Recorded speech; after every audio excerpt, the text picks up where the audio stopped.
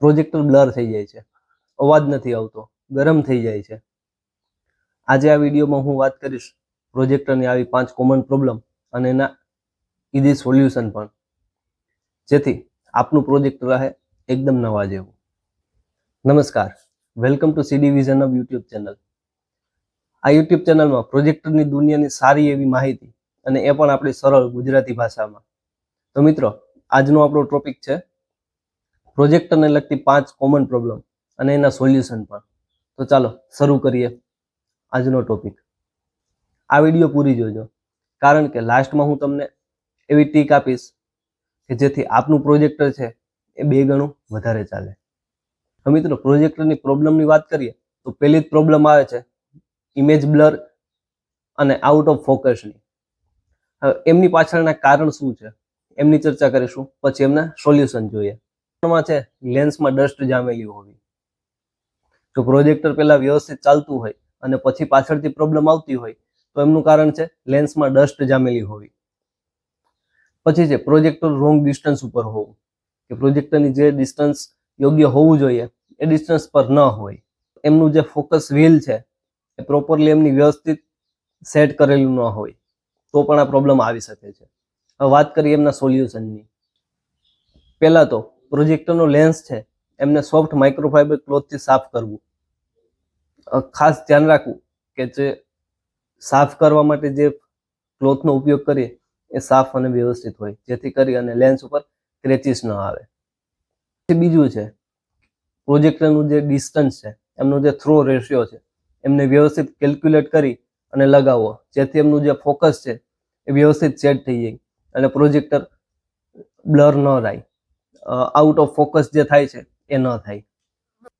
ત્રીજી વાત કરીએ તો એમનું જે ફોકસ વ્હીલ છે એમને વ્યવસ્થિત સ્લોલી રોટેટ કરો અને જ્યાં ફોકસ વ્યવસ્થિત સેટ થઈ જાય ત્યાં સ્ટોપ કરી દો. પ્રોજેક્ટરમાં જો ઝૂમ ફીચર્સ હોય તો એમને ઓટો કે મેન્યુઅલી જે પણ ઓપ્શન હોય એમને એકવાર ચેક કરી લો કે એમનાથી જે ફોકસ છે એ કોઈ આઉટ નથી થતું ને. તો જે પ્રોજેક્ટરની સ્ક્રીન હોય તો બેસ્ટ છે, અથવા જો પ્રોજેક્ટરની સ્ક્રીન નથી અને આપણે ઘરની વોલ ઉપર એમનું પ્રોજેક્શન પાડીએ છીએ તો એ વોલ છે એ વ્હાઇટ હોય અને વ્યવસ્થિત હોય. બીજી પ્રોબ્લેમની વાત કરીએ તો ઓવર હીટિંગ, પ્રોજેક્ટર ગરમ થવાનું છે. જે ગરમ થવાના કારણો છે એમની વાત કરીએ. પ્રોજેક્ટર ગરમ થવાના મુખ્ય કારણ છે એરવેન્ટ બ્લોક હોવું, ડસ્ટ હોવી, અથવા તો રૂમનું ટેમ્પરેચર છે એ હાઈ હોવું. તો આમનું સોલ્યુશન આપણે શું કરી શકીએ એ જોઈએ. પ્રોજેક્ટરની જે સાઇડ વિન્ડ છે એમને વ્યવસ્થિત સાફ કરવામાં આવે. બ્રશ અથવા તો એર બ્લોવરથી સાફ કરી અને આ પ્રોબ્લેમને આપણે દૂર કરી શકીએ. પછી બીજું છે, જો પ્રોજેક્ટરને વોલ પર માઉન્ટ કરેલું હોય કે જ્યાં પ્રોજેક્શન પડે છે ત્યાંથી સામેની દિવાલ ઉપર માઉન્ટ કરેલું હોય તો ત્યાંથી મિનિમમ 6 ઇંચ તો દૂર રાખવું. આપણે જો પ્રોજેક્ટરને રેગ્યુલર યુઝ કરતા હોય તો મહિને એકાદી વાર ક્લીનિંગ કરવાનું રાખવું જોઈએ, જેથી આપણું પ્રોજેક્ટર સારી રીતના ચાલે. કુલિંગ ફેનમાં અવાજ વધે છે તો ઇગ્નોર ના કરો, એ સિગ્નલ છે કે પ્રોજેક્ટરને હવે સર્વિસની જરૂર છે. જો આવામાં અવાજ વધારે આવતો હોય તો એ જાતે ઠીક થાય એ શક્ય નથી હોતું, માટે એમના માટે કોઈ એક્સપર્ટની જરૂર છે. અને જો આપના ધ્યાનમાં કોઈ એક્સપર્ટ ન હોય તો એમના નંબર હું નીચે મેન્શન કરી દઉં છું. ડિસ્ક્રિપ્શનમાં પણ એમની ડિટેલ્સ, એડ્રેસ અને મોબાઈલ નંબર એ બધું આપી દઉં છું, કે જ્યાંથી આપ પ્રોજેક્ટરના ટેકનિશિયન છે, જેમના જે એક્સપર્ટ છે, એમની સલાહ તમે લઈ શકો અને એમની પાસે કામ કરાવી શકો. પ્રોબ્લેમ નંબર 3, ઓડિયો વીક આવવો અથવા તો ઓડિયો પ્રોબ્લેમ. હવે આ કારણોમાં HDMI છે એ ઓનલી વિડીયો ટ્રાન્સફર કરતું હોય, અથવા તો પ્રોજેક્ટરનું જે સ્પીકર છે, ઇનબિલ્ટ જે સ્પીકર છે એ વીક હોય. સોલ્યુશનની વાત કરીએ તો પહેલું છે કે ઓડિયો આઉટપુટ છે એ ઓન છે કે નહીં, એમનો જે કેબલ છે એ વ્યવસ્થિત ચાલુ છે કે નહીં એ પહેલાં ચેક કરીએ. પછી બીજું છે, જો બ્લૂટૂથ હોય તો બ્લૂટૂથ પ્રોપરલી વર્ક કરે છે કે નહીં એ ચેક કરીએ.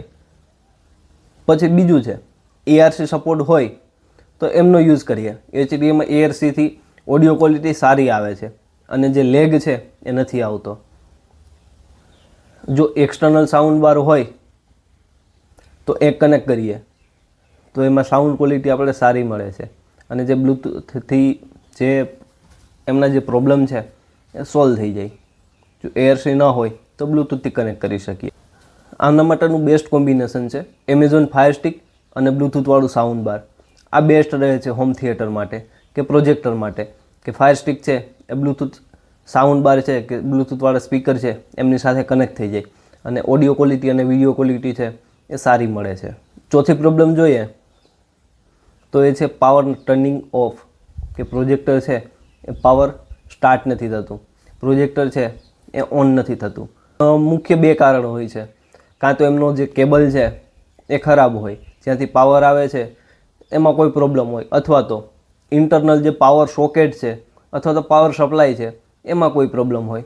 તો એ આપણે સોલ્વ કરવાનું રહે. હવે કેવી રીતના થાય એ આગળ જોઈએ. કે પહેલાં તો પાવર કેબલ ચેક કરીએ, જ્યાંથી પાવર આવે છે ત્યાં પ્લગ ચેક કરીએ. જો પ્લગમાં પાવર પ્રોપર આવતો હોય તો કેબલ ચેક કરીએ કે કેબલ પાવર લઈ અને ચેક પ્રોજેક્ટર સુધી પાવર પહોંચે છે કે નહીં. બીજું છે કે જો પ્રોજેક્ટરમાં ફ્યુઝની સિસ્ટમ હોય કે ફ્યુઝવાળા પ્રોજેક્ટર હોય તો એમનો ફ્યુઝ ચેક કરીએ કે ફ્યુઝ તો બર્ન નથી થઈ ગયો ને. આ બધું ચેક કરવા છતાં પણ ન ચાલુ થાય તો એમનો પ્રોબ્લેમ એ છે કે ઇન્ટરનલ પાવર સોકેટ છે અથવા તો પાવર સપ્લાયનું જેમનું જે પાવર સપ્લાય છે એમાં કોઈ પ્રોબ્લેમ હોય તો એમના માટે ટેકનિશિયનનો કોન્ટેક્ટ કરવો જરૂરી છે. એ ટેકનિશિયનના નંબર હું નીચે મેન્શન કરેલા જ છે. પ્રોજેક્ટરની પાંચમી પ્રોબ્લેમ છે એ છે કલર અને બ્રાઇટનેસની પ્રોબ્લેમ. આ પ્રોબ્લેમ થવાના કારણ છે એક તો લેમ્પ લાઇટ પૂરી થઈ ગઈ હોય અથવા તો કલર પ્રોપર ન આવતો હોય તો કલરનો જે મોડ છે એ આપણે રોંગ સિલેક્ટ કરેલો હોય. તો એમના સોલ્યુશન વિશે વાત કરીએ તો જોઈએ એમના શું સોલ્યુશન છે. પ્રોજેક્ટરના જે લેમ્પના હોવર્સ છે એ ચેક કરીએ કે પ્રોજેક્ટર આપણે કેટલી કલાક ચલાવેલું છે. જો એ 4 કલાક 5 કલાકથી 4000 કે 5000 કલાકથી વધારે ચલાવેલું હોય તો એમાં લેમ્પ ઝાંખો થવા માંડે છે. જે લેમ્પનું આયુષ્ય છે એ પૂરું થવા માંડ્યું હોય એટલે લેમ્પ રિપ્લેસ કરવો જરૂરી છે. પછી કલરનું જોઈએ તો કલર માટે છે એ કાં તો સ્ટાન્ડર્ડ મોડ અથવા તો સિનેમા મોડ આ બેસ્ટ રહે છે આ પિક્ચર જોવા માટે. આ બે મોડ જો ન હોય તો આ બે મોડ ટ્રાય કરી અને ચેક કરી લેવા. અને આમના છતાં પણ ન થાય તો ટેકનિશિયનનો કોન્ટેક્ટ કરવો જરૂરી છે. બ્રાઇટનેસ થોડીક ઇન્હાન્સ કરવી હોય તો રૂમ છે એમને થોડોક ડાર્ક કરવો જોઈએ. જેટલો રૂમ ડાર્ક રહે છે પિક્ચરની ક્વોલિટી એટલી સારી આવે છે. કદાચ લેમ્પ થોડો ઝાંખો પડી ગયો હોય અથવા તો ઓછા લ્યુમિનન્સનું હોય પ્રોજેક્ટર તો પણ ડાર્ક રૂમ હોય તો વ્યવસ્થિત સારું રહે છે. કે બોનસ ટીપ કે જેનાથી આપણું પ્રોજેક્ટર છે એ 2 ગણું વધારે ચાલે તો એમના કઈ કઈ ટીપ છે એ આપણે જોઈએ. કે એક તો પ્રોજેક્ટર આપણે છે 3 થી 4 કલાક કન્ટિન્યુ છે એ ચલાવવું જોઈએ, પછી પ્રોજેક્ટરને બ્રેક આપવો જોઈએ. 1 કલાકનો વચ્ચે બ્રેક આપી અને ફરીથી આપણે યુઝ કરીએ. જો આવું કરવામાં આવે તો પ્રોજેક્ટરની લાઈફમાં વધારો થાય છે. પછી બીજું છે કે જેમનો જે ડસ્ટ છે એ ડસ્ટ ઓછો પ્રોજેક્ટરને ત્યાં પહોંચે એવું કરવું જોઈએ, અથવા તો જો ડસ્ટ આવી જાય તો એમને સાફ કરવાનું રાખવું જોઈએ. એર બ્લોવર છે અથવા તો બ્રશથી એમના જે વિન્ડ છે એર વિન્ડ છે કે જ્યાં કુલિંગ ફેન હોય એમનું જે સરફેસ હોય એમને સાફ કરવો જોઈએ. ત્રીજું છે સ્ટેબિલાઇઝર હોય તો પ્રોજેક્ટર ખરાબ નથી થતું. આવા કેસમાં આપણું પ્રોજેક્ટર વધારે ચાલે છે. તો મિત્રો આ હતા પ્રોજેક્ટરના 5 કોમન પ્રોબ્લેમ અને એના સોલ્યુશન કે જે ઇઝીલી આપણે ઘરે સોલ્યુશન કરી શકીએ, અથવા તો જો ઘરે નથી કરી શકતા તો ટેકનિશિયનનો આપણે કોન્ટેક્ટ કરી અને કરી શકીએ. આગળ તો તમને વાત કરેલી છે એ પ્રમાણે કે જો ટેકનિશિયનનો કોન્ટેક્ટ જોતો હોય તો નીચે ડિસ્ક્રિપ્શનમાં નંબર આપેલા છે અને સ્ક્રીન ઉપર પણ હું નંબર આપી દઉં છું. તો મિત્રો આવા જ અવનવા વિડીયો માટે અમારી ચેનલને લાઇક, શેર અને સબસ્ક્રાઈબ કરો. જો આપને વિડીયોમાંથી કંઈ ઉપયોગી માહિતી મળી હોય તો કમેન્ટ જરૂર જણાવજો. તો મિત્રો આ હતા પ્રોજેક્ટરના 5 કોમન પ્રોબ્લેમ અને એના સોલ્યુશન કે જે ઇઝીલી આપણે ઘરે સોલ્યુશન કરી શકીએ, અથવા તો જો ઘરે નથી કરી શકતા તો ટેકનિશિયનનો આપણે કોન્ટેક્ટ કરી અને કરી શકીએ. આગળ તો તમને વાત કરેલી છે એ પ્રમાણે કે જો ટેકનિશિયનનો કોન્ટેક્ટ જોતો હોય તો નીચે ડિસ્ક્રિપ્શનમાં નંબર આપેલા છે અને સ્ક્રીન ઉપર પણ હું નંબર આપી દઉં છું. તો મિત્રો આવા જ અવનવા વિડીયો માટે અમારી ચેનલને લાઇક, શેર અને સબસ્ક્રાઈબ કરો. જો આપને વિડીયોમાંથી કંઈ ઉપયોગી માહિતી મળી હોય તો કમેન્ટ જરૂર જણાવજો.